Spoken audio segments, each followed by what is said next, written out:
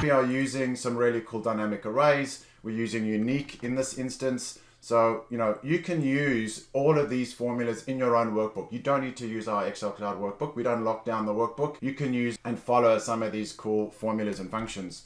So the other thing is we then use a SUMIFS in this case. So same thing, we can then pull across the time period those items.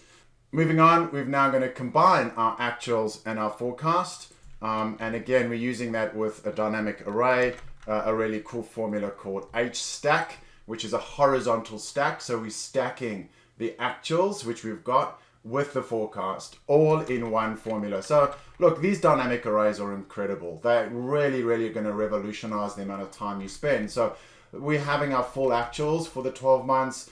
And then we can see again, we've got some of those numbers coming through.